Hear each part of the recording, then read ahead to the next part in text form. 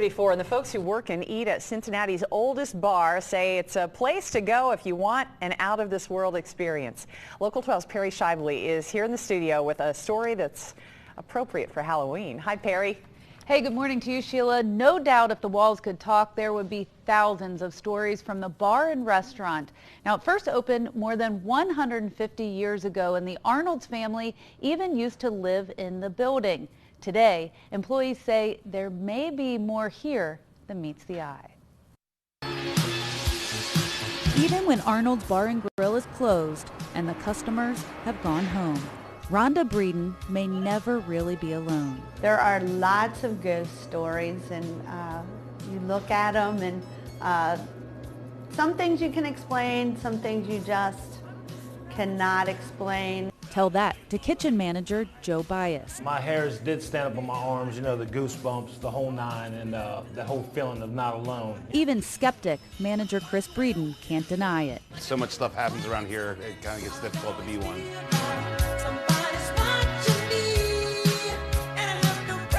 Simon Arnold opened the tavern in 1861.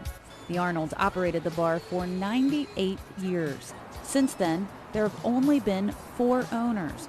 Today, it's Breeden. She embraces the haunted history. Listen to this. 3 people, 3 different stories, all steadfast in what happened. Longtime customer Joe Pierce was sitting at the end of the bar when this happened, twice.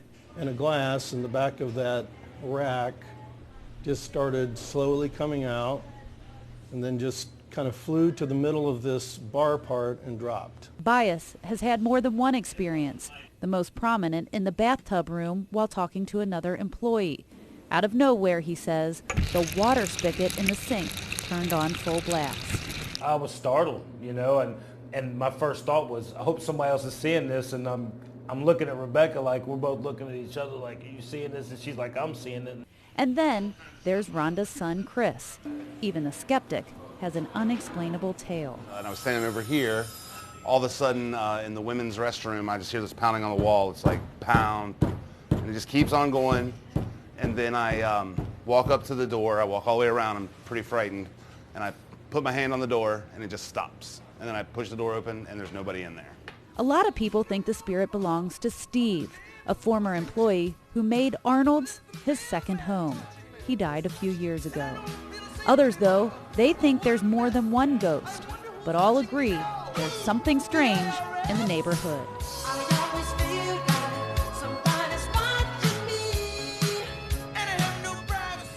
You know, the thing about that piece is it was kind of long, but there are so many stories that they had that didn't even get in there. Did you feel creeped out at all when you were in there? Talking about these things? Talking about it. Yeah. Talking about it was really interesting. Now, they did take us down into the basement, and they said that's where a lot of these things happen. Oh, yeah. So that really creeped me out. Of course, the photographer who was with me that day happened to pull my hair when, you know, unexpectedly. Of course he did. That was a bit of a problem. That creeped me out. I wasn't too happy about that one. But, you know, there's so many stories that they have that add on to these, and really, really interesting ones of things that have happened that they just can't explain. And like I said in the piece, you know, they truly, truly believe what happened to them, and that there is something there, some sort of spirit there present. Yeah, something in your neighborhood. All right, thanks, Perry.